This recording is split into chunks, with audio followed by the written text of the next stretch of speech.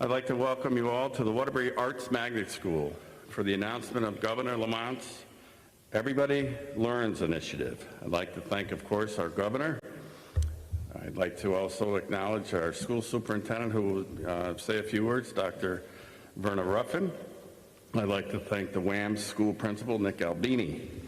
We also have here with us today Doug Casey, the director of Connecticut Commission for Education Technology, Ryan Cassidy, director of Connecticut Education Network, Bert Cohen, head of the Office of Broadband at the Office of Consumer Counsel, as well as our broadband partners, Altice, Atlantic Broadband, Comcast, Cox, and Charter, for their commitment to ensuring that there's equitable opportunity for all students to learn remotely.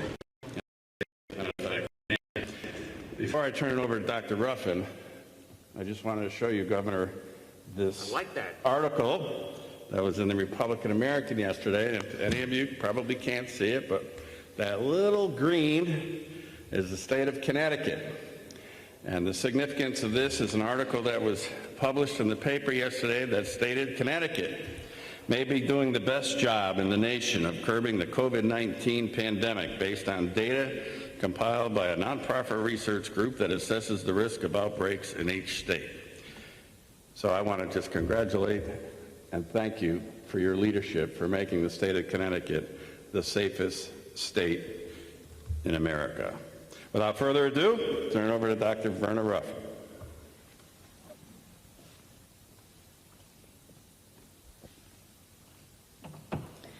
Thank you, Mayor, and it is a pleasure to be here today, and thank you, Governor, for being here to share in the talking points and in the wonderful initiatives that you continue to bring to the state of Connecticut. Here in Waterbury, we're exceptionally pleased to hear about the opportunities to increase our broadband and access for our families. We know that as we continue to work at reopening schools, it is critically important that we have access because we see it, and we see it on a daily basis. The digital divide is that divide that truly is the gap that we see. It's an opportunity gap as well as an achievement gap, and we're so very pleased to hear and to hear more from you about the ways that you're going to set Connecticut at the very top in creativity and innovation and making accessibility to all of our students and our families. We have definitely been keeping abreast all of the different plans that we are working collectively on as we look at reopening schools, and I do believe that the opportunity to expand on a quality distance learning, virtual learning is so important to continuous learning even when we are face-to-face with our students in the classroom. I see this as opportunities to expand on learning in a way that will truly be able to close achievement gaps because students do not stop learning after 3 o'clock in the afternoon. So I do believe with the accessibility of the actual tool of the computer as well as internet and quality fast speed internet, I think that's critically important as we design new ways to enhance our learning for all of our students. So thank you very much for being here today. I look forward to continuing to hear from you, and I'm very excited about the initiatives that you will be talking about very shortly. Thank you, Dr. Ruffin. It's my distinct honor and pleasure now to call on our governor, who will discuss what his initiatives and ideas are, and he actually comes by this technology piece quite honestly, because that was pretty much his whole life before assuming the office of governor. Governor? Very true, very true. Hey, what a gorgeous building, by the way. I love this campus. My next gig, I'm going to come back and learn a new instrument or something if I can. It's little ironic that, just about as we speak, the state Senate is following up on what the State House did by instituting telehealth and making that standard in terms of what we're doing around the state. The ability with telehealth to be able to get a really good diagnosis remotely saves a lot of time, saves a lot of money, makes it easier for us to provide critical health care. And it's just one reminder to me how COVID has changed this state forever. telehealth, telecommuting. I can tell you, Mayor, I mean, the phones are ringing off the hook. The number of people around the country, around the region, New York City, taking a new look at Connecticut, realizing that this is just an amazing lifestyle, pretty safe, not a bad place if you have to quarantine, to have a little backyard, and an amazing education system, Doctor, and people recognize that, and another reason people want to come back to the state of Connecticut. And so what my friend Nick Simmons over here and our team have been, putting together is not just how we prepare for this fall when a fair number of students maybe don't feel comfortable coming back into the school. We have to find an alternate way for them to stay active in education. But also we're making one of the biggest commitments in the country to technology for students anywhere, $43 million, because Dr. Ruffin, as I said, it's not just about this next semester. I think it's about how we change education going forward. As you probably remember, I got some good news for you, I think, which is we've done a survey of all the different school districts around the state. It looks like right now about 75% of the students and the faculty really want to get back into the classroom, as long as we can show them that we're doing it safely. But just as importantly, 25% don't feel comfortable of those students getting back into the classroom right now, and we got to make sure that they do not get left behind. So that's what our commitment is. It started this summer. You maybe remember the partnership led by the Dalio Foundation, bought 60,000 Chromebooks, got those distributed to kids in need so we could start the learning in a new way after, sadly, we had to close down the schools due to COVID back during the spring. And what we're announcing today is we're acquiring another 50,000 Chromebooks, really focused on those kids in need, focused on the Alliance districts, getting them up and operating, hopefully in time for the new school year, so that for those kids in particular that don't feel comfortable coming back into the classroom, their learning doesn't stop. Obviously, it takes more than a Chromebook to make education come to life. So we're going to be training people here on campus, having instructors around to help families and kids in terms of how to use the services. We have a number of online scholastic relationships going forward. Nick has put together relationships with all the major cable operators. Because one of the things we found out, and I'm afraid we found out here in Waterbury, as well as a lot of other cities, Mayor O'Leary, is that 20 to 30% of the kids just didn't have access to very good internet access, and they weren't able to take advantage of the online learning that was available this spring. So we've worked with the cable guys, of which I was one some years ago, to make sure that we can provide hotspots and cable access to 200 different hotspots around this state, so that at the community center, the library, or the park, we'll be able to designate where that is. You can go out there with your new Chromebook and continue your education in a very different way. In addition, we've negotiated a very low-cost lifeline rate, which we'll be paying for the next year, again, to get internet access to those kids in locations where they otherwise wouldn't be able to do it. And to me, this is the Brown v. Board of Education of our generation.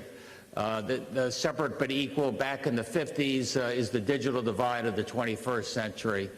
And I have spent a fair amount of my life thinking about IT and how we can expand access and expand education and bring the world closer to our students. And so it's on a personal note as well. I like the commitment that we're able to make, not just that it was prompted by this COVID reality that we have to deal with, but how it's going to change our state and change education forever. And now we just got to make sure that kids take full advantages. We can get the box, we can get the IT, we can get the wires in there. We got to get the teachers better, engaged in how we do this. And I'm really hopeful that a lot of the online learning is still electronically into the classroom. Through Zoom, that student will still be able to touch base with his or her friends and look a teacher in the eye. So it's about the academics, but it's also about the social and emotional learning. And we're going to find a way to technology to help bridge the gap At the end of the day, nothing's going to ever replace an amazing building, an amazing classroom experience like this. We're going to do everything we can to build around that, and that's what this commitment is all about today. Thanks for inviting me, everybody. Thank you, Governor. I now call on Doug Casey, Director of Connecticut Commission for Education Technology. Come on up, Doug.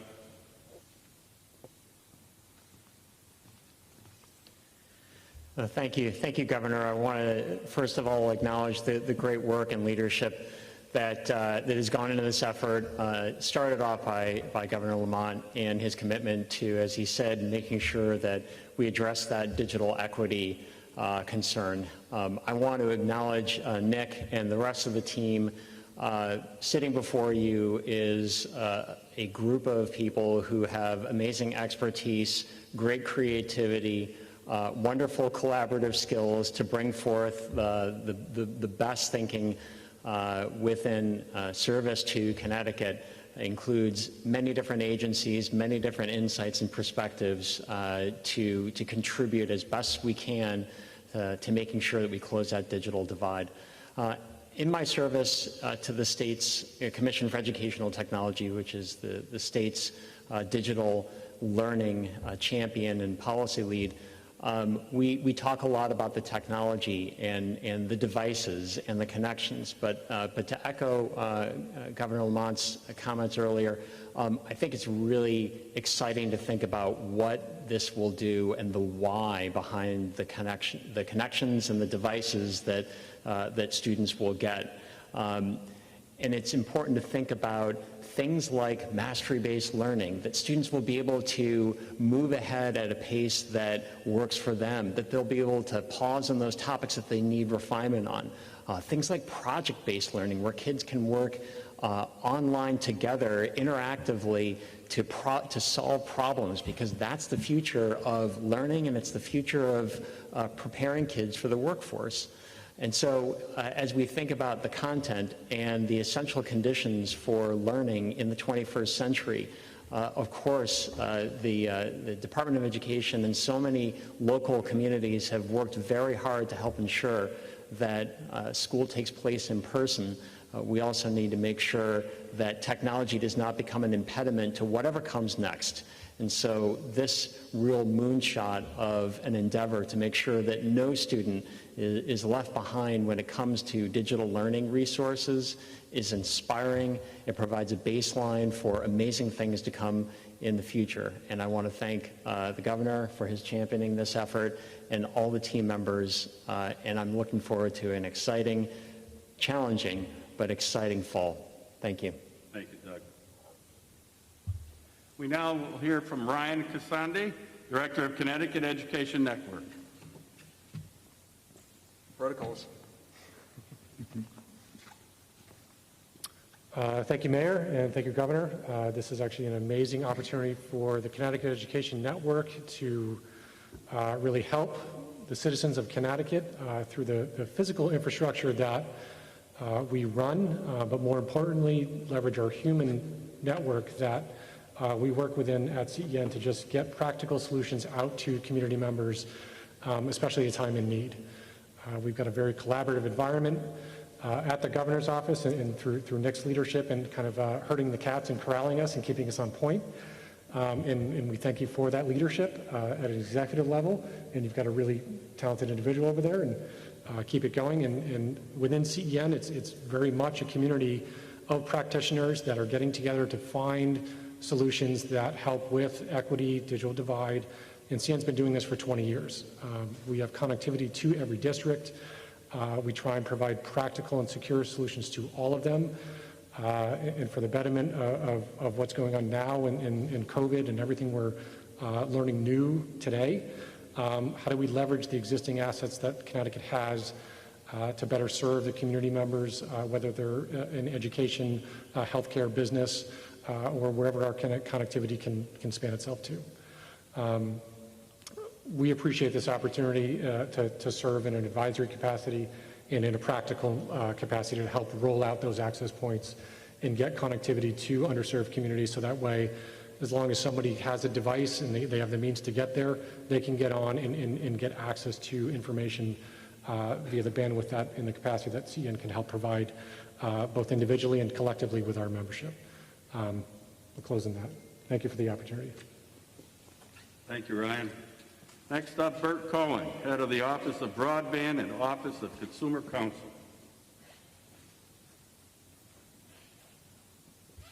Thank you, Mr. Mayor. Thank you, Bert. Dr. Ruffin, Governor Lamont. Today is July 28th. This project that the governor announced today did not happen yesterday.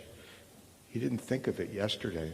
We've been working on this since the middle of May.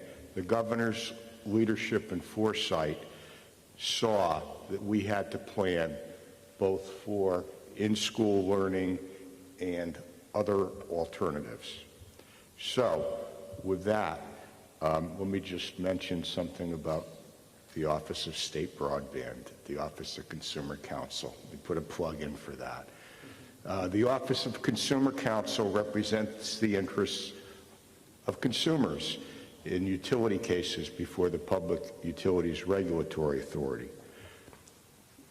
Within the Office of Consumer Counsel, the State Broadband Office is designed to ensure that everybody in Connecticut is served with high-speed broadband, and we address the unserved, the underserved, and we are focusing on closing the digital divide, a term that you've heard very frequently.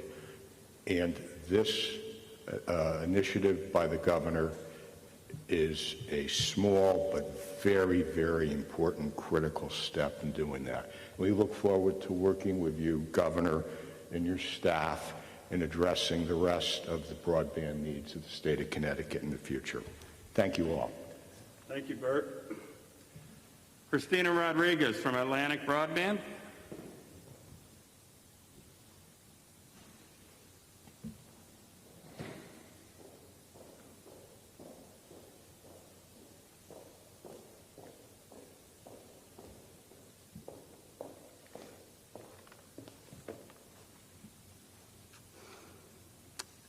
Thank you for inviting us to be here today. I am very pleased to be here to let you know Atlantic Broadband supports this important initiative.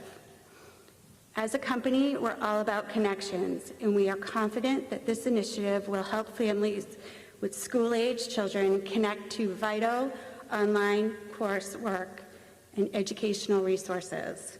Our thanks to Governor Lamont and his entire team for your work on this. Together, we will continue to act on our common commitment to bring internet connectivity to households in Connecticut where it is needed. Thank you. Thank you, Christina. And lastly, we'll call on our State Representative, Ron Napoli. Come on up, Ron.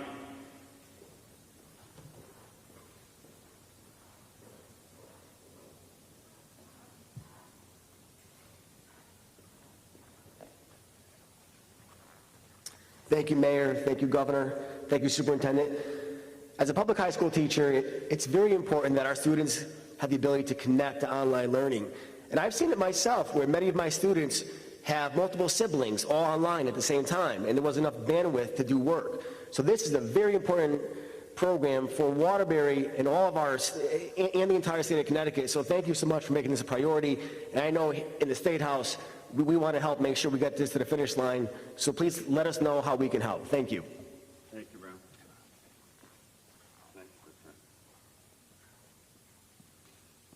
Well, thank you, everyone. Just to give you a snapshot here of what this district looks like. So we have just under 19,000 children.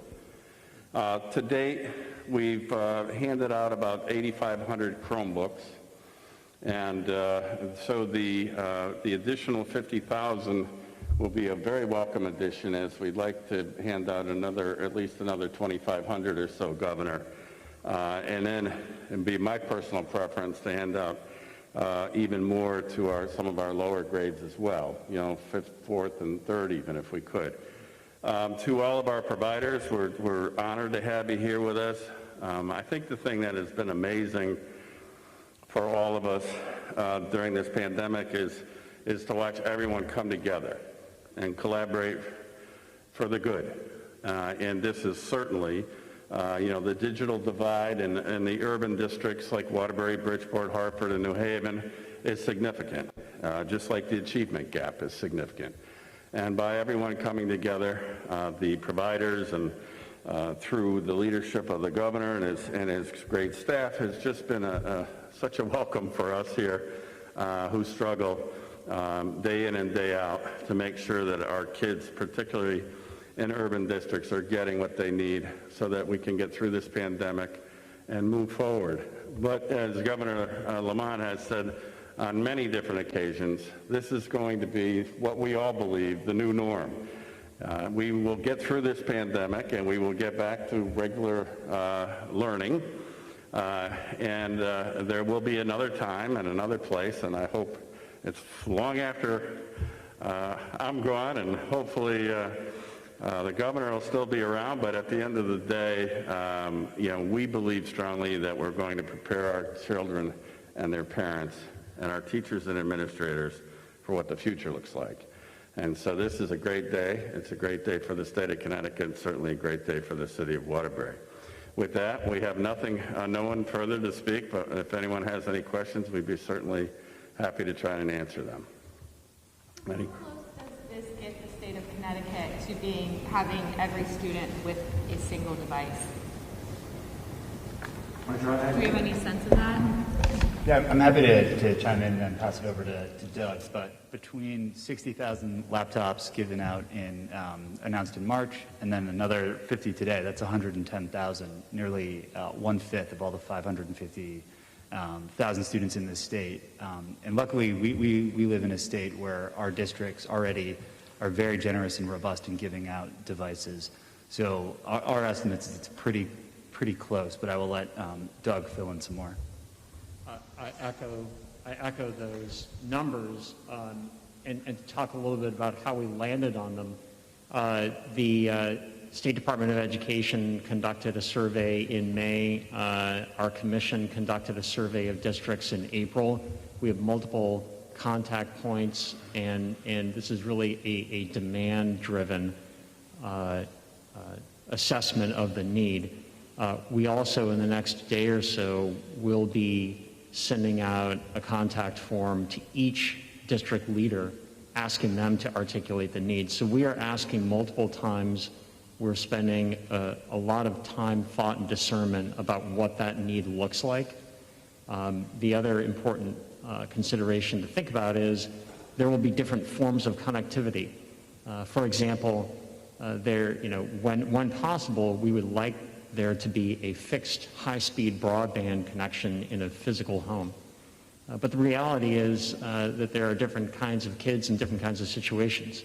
We sit in a magnet school that attracts kids from different towns across the region. And so we need to think about having mobile solutions so that a student attending a magnet or a charter school, or perhaps in a dual custody situation where they have parents in multiple towns, that they have a connectivity solution that goes with them. So we're addressing those in the design of this solution. And we've contacted the districts. We've asked for them to really come around as partners in this, help us understand what those needs are, and be that really good matchmaker in making sure that every student has the connectivity need that fits for them and their families. Sure. Can you give us a snapshot of how this has closed the gap in terms of comparing how many children, how many students in Waterbury now will have connectivity to what had connectivity in March? And I'm not certain I heard the last part of your question. Did you ask how many students in our city have connectivity? Now, with the additions, to what it was like in March? How many more students have connectivity now than when we first started the pandemic? I couldn't answer the exact number that have connectivity. What we found is after we've offered different options, We believe that more families took the opportunity for some of the free services for internet connectivity. And what we began to hear at that point was more need for a device than for the connectivity. We believe that we probably have 10 to 15% of our students that probably still continue to need additional connectivity within our city based on the surveys that we have run.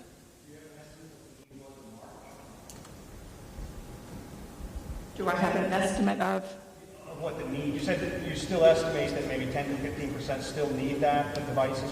What was the need in March in terms of percentage? I believe it was, Doctor, I believe the need in March, we discovered what the need was actually a little bit lower than what we expected. The need was somewhere between 30 and 35%. Yes. And we've got it down to about 10 to 15%. I'm sorry, I'm not able to always hear your question very, yes. It's a tough echo, yeah. Are you talking about kids who have the devices or internet access? That's two separate things. When you talk about that 10 to 15%, are those children who need devices or who need the internet connection? We were talking about both. The students that we anticipate still need connectivity would be around 10 to 15%. The students that continue to need devices, we believe we have approximately 4,500 that will need it. Keeping in mind that when we initially requested the need for a device, many of the families requested one computer, and then when it was determined they did not have the broadband because multiple students were in need of it, they began to ask for a computer for other children, and they began to talk about the slowness of the network. I'd just add on to that, what makes Governor Lamont's plan so unique and robust is that we're committing the state to pay for every last student, internet, every last student in each city and district who indicated that they didn't have connectivity. It's 60,000 students. Okay. That was what, as Doug alluded, we sent out 2 surveys to districts to clarify the need. And we were able to pay, or Governor Lamont, because of his leadership, is stepping up and committing to pay for every last one. That'll be for 12 months of service, so all the way up until the end of next summer. Could you provide a breakdown of the $43 million? How much is for the laptops? How much is for the connections? Sure. So 22 million for laptops. That's 50,000 laptops. 15 million for connectivity, and that's to pay for 60,000 students for 12 months of at-home connectivity or a hotspot device. It's $4.5 million for public hotspots across 200 sites across the state through Connecticut Education Network. And then there is social emotional learning content in there, which is a learning program for social emotional learning, which all districts will have access to. And that's $2 million.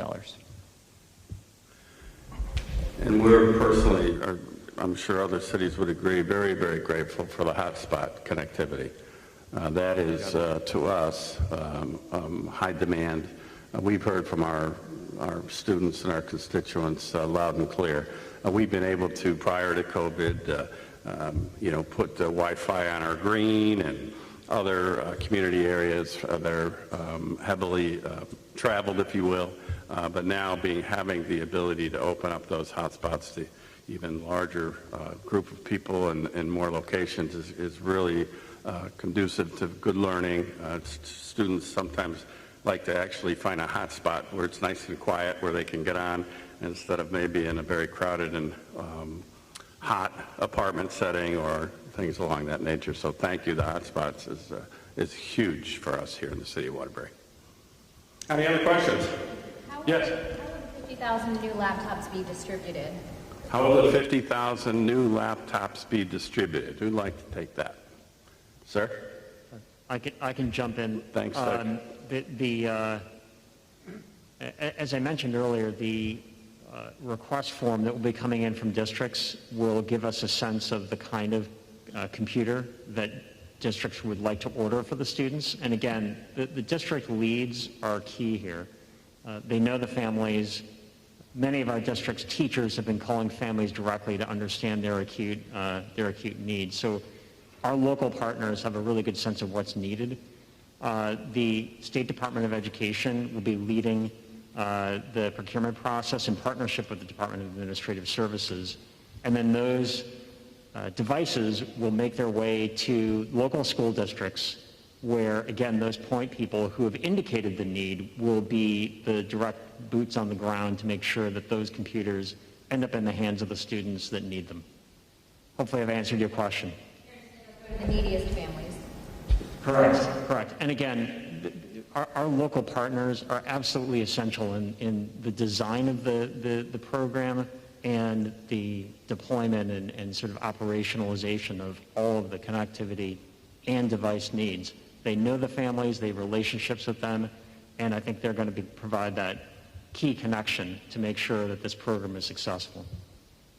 One of the added costs during the pandemic, the technology need is just one of the things that districts are saying they're having additional costs. Is there more state aid on the way? In addition, is this a part of a rollout of other additional aid that's coming, or what's the game plan to help out districts, if at all?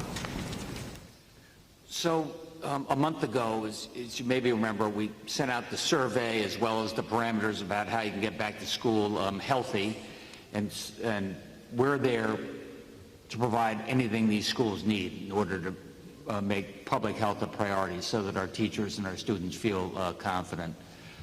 That'll come out of the CARES funding. Secondly, obviously, we got the technology piece, another big piece that was led again by the survey, get an idea of what the priorities were there, find out where the most needs are going to be. If the rest of your question is about what else we're going to do with that CARES Act funding, what are the other priorities going to be there? I would say outside of education, we've got real needs with the not-for-profits. The hospitals have come in with some requests. There'll probably be some flexibility for the state to channel the money where needed. Right now, we got a lot of overtime and other COVID-related expenses. I'd say about a 2.8 of the 1.4 has already been claimed. Sorry, to follow up. I want to make sure I understand. So a lot of districts have said things like they need to pay for additional PPE, they need to pay for additional staff to reduce class sizes. Is there any help from the state, in addition to the funding that you're announcing here, for technology support and internet connection? Is there any help on the way for those sort of costs as well? Yeah, like the PPE, we provide that. We're going to provide anything you need in order to guarantee public health so your students and teachers know they can get back safely. A quick clarification point. So that $43 million, did that come out of the CARES Act? I believe it did. Okay. And then I have a question for Dr. Ruffin, for everyone's. Sure. Is Waterbury planning to reopen in a hybrid model? We are currently surveying our students and our teachers to determine the return and the comfort level in returning, and from there we will develop the best model.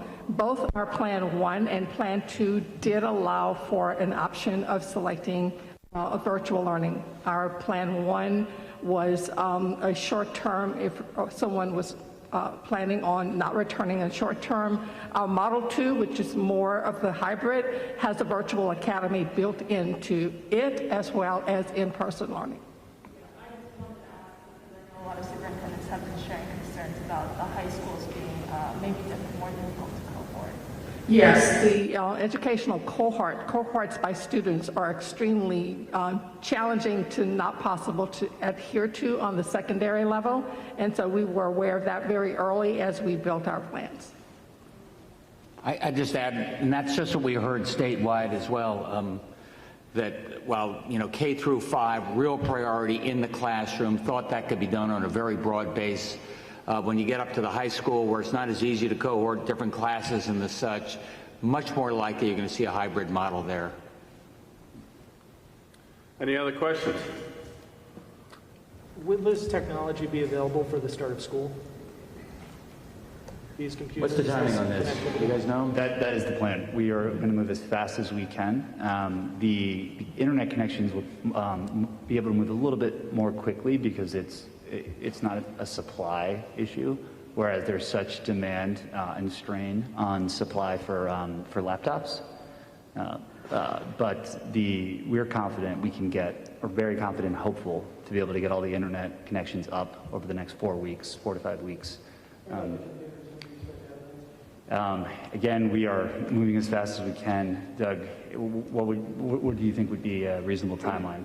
I mentioned before that this group was very creative and resourceful, and to echo Nick's comments, we're ordering as aggressively and assertively as we can using all of the resources we have.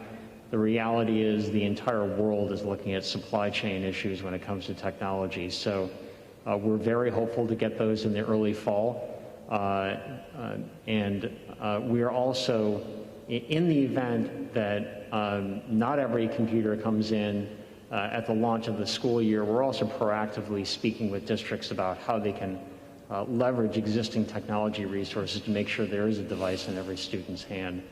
So everything in our power we're doing, and pushing that procurement process to be as quick and expedient as possible to get those devices into students' hands.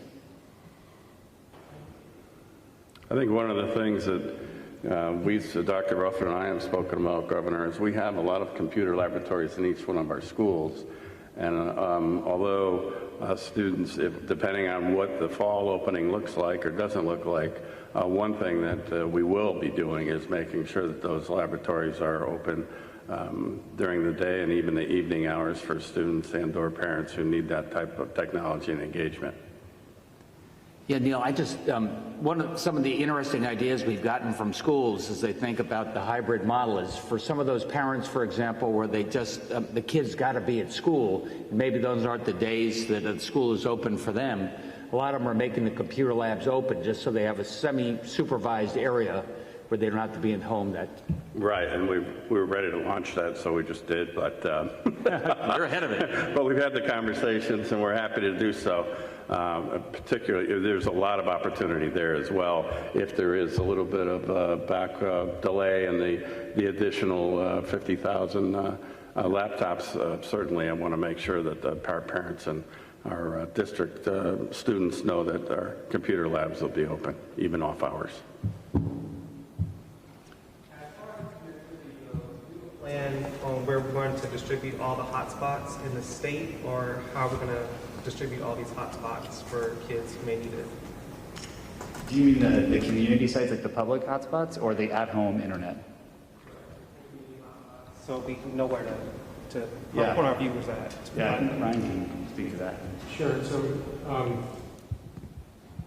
CN has connectivity into all the towns, and we worked with the governor's office and Nick's team to identify the top 20 urban and rural towns in most need based on ACH and connected home data, and where the largest gaps are. So the towns that had those identified connectivity gaps that are broadly available via service statistics, to kind of top sort those and work top down on those things. So both in urban and rural, where digital divide doesn't care about urban rural, it affects both areas a lot, and work with those towns and their leaders to figure out the best spot for that, whether it be the community library or a green space next door, or off a municipal building, or wherever we can leverage the best connectivity and provide the highest performance for any of the citizens that are in that town.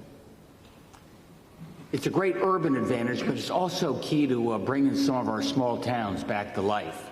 As you can imagine, a smaller town, not quite as good internet access, not line of sight perhaps, to have a hotspot in one of the town greens there so that all of a sudden you can do anything you want business-wise or academic-wise from town green in Brooklyn, Connecticut as you can in Brooklyn, New York. And that's going to be part of the way the state changes forever. Well, thank you, everyone. It's an honor to have you all here. And, of course, a special thanks to the governor for the Everyone Learns initiative, and we're thrilled. Thank you, sir. Thanks, Neil. Okay. Good work, buddy. It's good to see you.